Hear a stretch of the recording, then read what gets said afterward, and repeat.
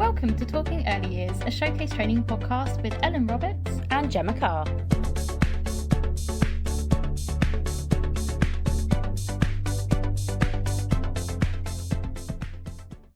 Hello and welcome to today's Talking Early Years podcast. This is our 5th episode in our Safeguarding Shorts series. In this episode, we are going to be discussing the use of AI and how it relates and impacts on safeguarding. So let's delve in. Hi Gemma. Hello Ellen, hi. So Gemma, what is AI? So AI refers to computer systems capable of performing complex tasks that historically only a human could do, such as reasoning, making decisions, or solving problems. Some of these common platforms can be ChatGPT, Google Bard, and Microsoft Copilot. Fabulous. So AI is very topical at the moment. We're seeing it in all sorts of applications. And in safeguarding, the AI or artificial intelligence for us has positive and negative applications from our line of work in early years and in education. So, for example, AI is really useful for things like content moderation, monitoring and reporting online.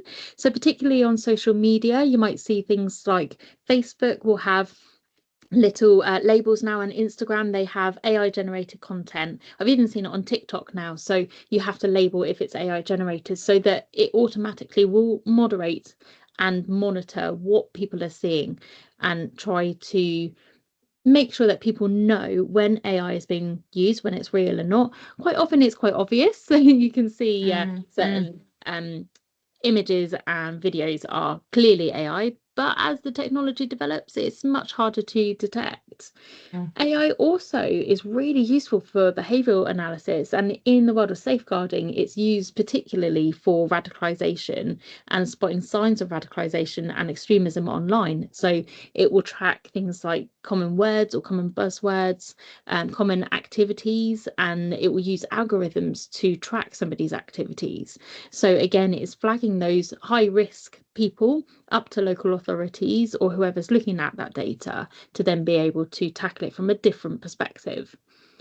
It helps organisations to risk assess as well. So, for example, we're able to prioritise cases. So, for the police and local authorities, it's absolutely brilliant to look at the behavioural analysis and then risk assess who is potentially at risk of radicalisation more, or who perhaps they need to focus on. The landscape of AI and criminal behaviour online is massive, so being able to use AI to prioritise for you is absolutely beneficial. And then I'm sure you probably use them as well as I have, Gemma, chatbots and virtual assistants, pros and cons, I think, with those, especially when you're trying to get hold of the bank. It's a bit of a nightmare sometimes having an AI assistant. They're fabulous in certain aspects, but flawed, shall we say, until the technology develops. It's still not a person, isn't it? That's it. Sometimes it's just useful just to be able to speak to a human. And then finally, another positive application is for fraud and identity protection. So checking your identity using multi-factor authorization. Quite often you may have the captcha codes, or there's little quizzes and things that you have to do. So select all of the traffic lights in the images or whatever it might be. That's all part of AI and making sure that the bots aren't taken over. Negative applications though, so especially in our world of safeguarding, we are talking about things like bias and inaccuracies. So places like ChatGPT or other forms of AI, a common misconception that we see is that people think that the information that they get back from it is correct and factual information. That's not necessarily the case. It is telling you how they think a human may respond to a question. It's not answering a question necessarily. They may well end up with the same answers, but it is really important to take note of that difference, because quite often there will be inaccuracies. So things like facts aren't checked properly, or it may be not from the UK. So quite often, for example, yesterday I went on to ask for a little bit of help with some of our website work, and it gave me a link to a help website which didn't work. So it doesn't fact check itself. So as it learns, it will become more accurate, but you can't rely on it just yet.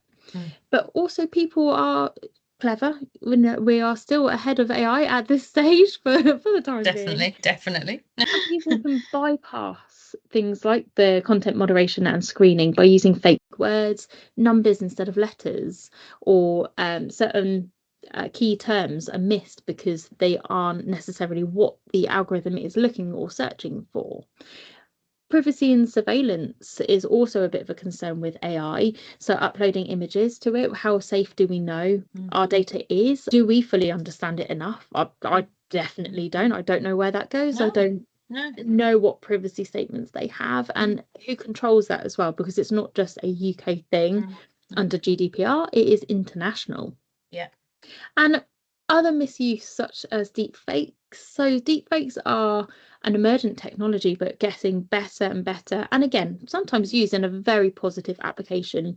Sometimes things like posthumous actors in films, they will, if an actor unfortunately passes away during filming, they can use AI to create their voice, their image, and use them still in films.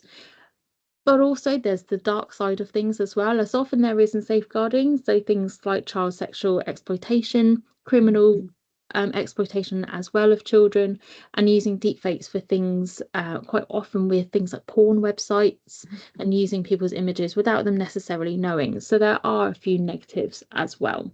And that's not just exclusively, obviously, in our field early years, that's not exclusively to children, that is to anybody. Any images that they have of people can be turned into deep fakes.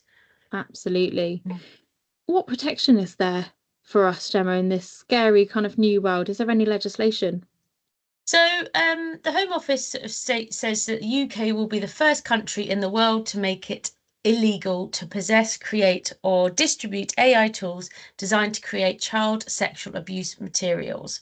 So with a punishment of up to 5 years in prison, there is the Online Safety Act, which refers to sharing deepfakes as illegal as well.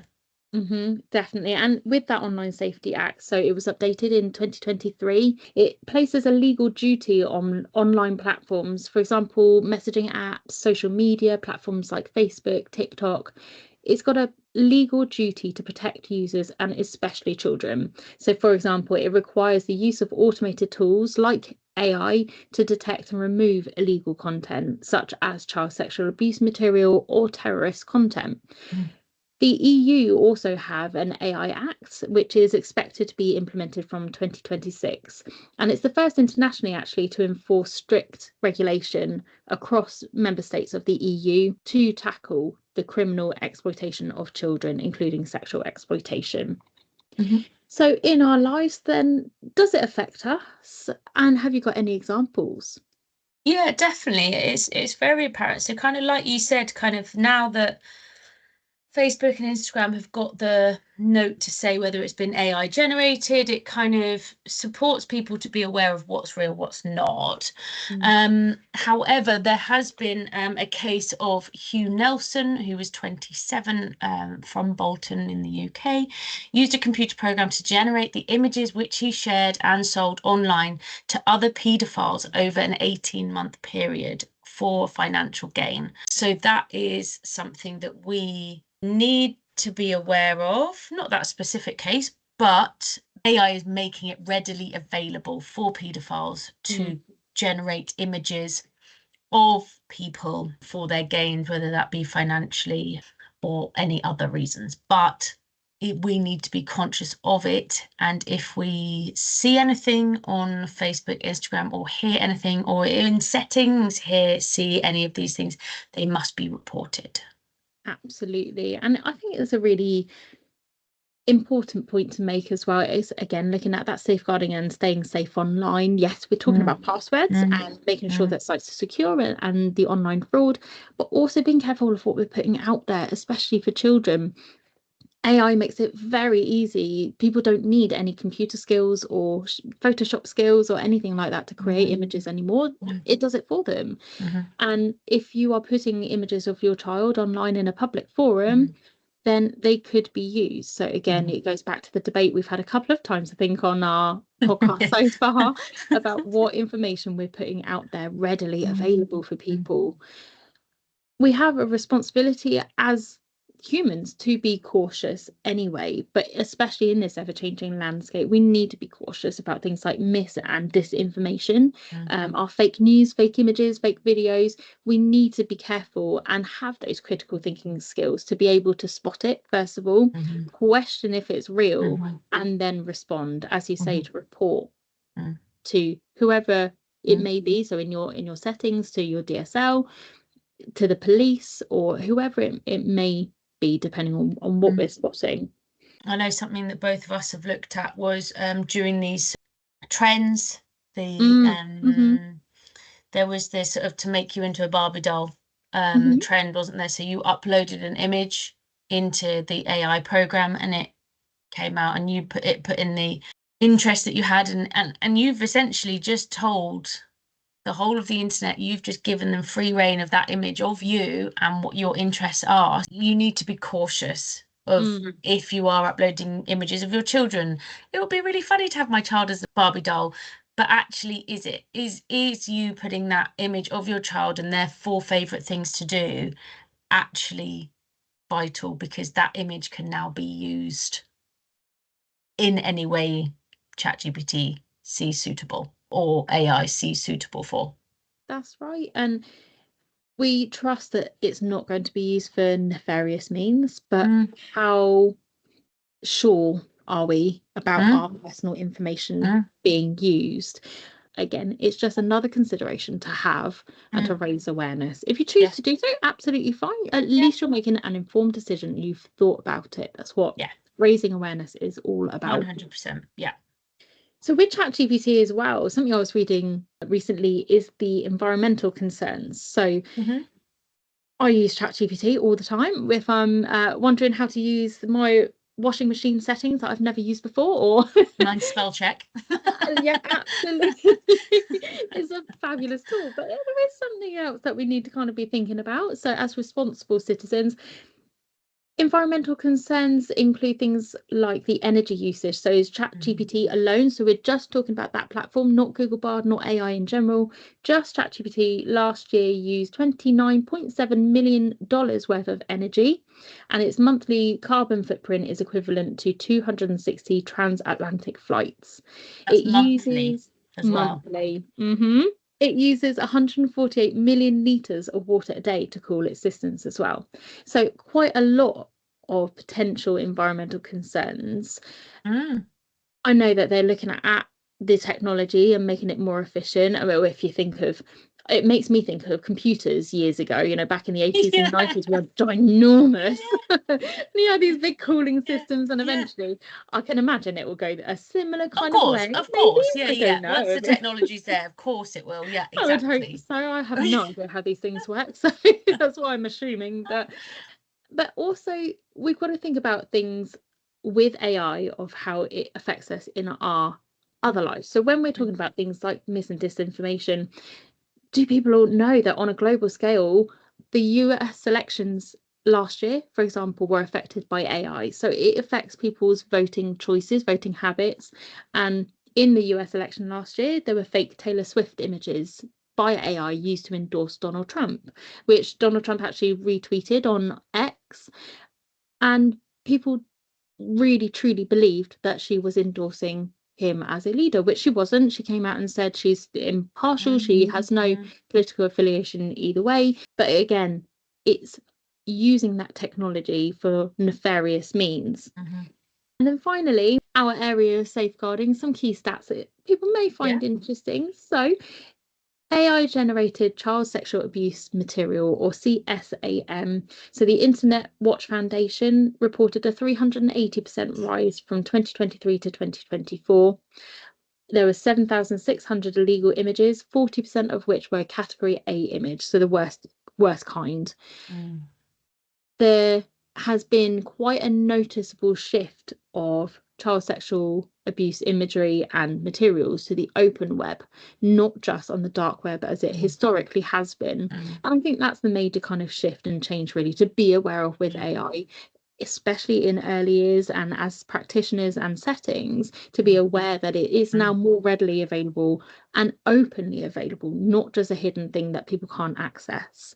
Yeah. So we are seeing it in so many different ways, as we've said there, with news stories, the environmental concerns affecting things on a global scale, all sorts of different applications that we're seeing AI and need to be aware of and concerned about.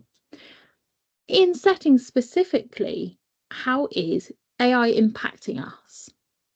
I think it's again, like any field, people are using AI more, whether that's like you, Ellen, for your washing machine, or whether that's for an academic purpose, sort of support with research, or creating something creative even. But essentially it's becoming more readily available than it ever has been. And we need to be conscious of those iPads, tablets, such likes that you are using in nurseries. When you do an update, what is being updated onto it? Because we've got these AI programs automatically going onto phones when you do an update, automatically going onto laptops as you do it, whether you opt in or opt out. That there's not the opt option. So it's a case that being aware of what is being put onto that laptop, because again, being aware you're taking images of children just playing, those kind of things, you need to be on top of that security of your technology within settings, undoubtedly.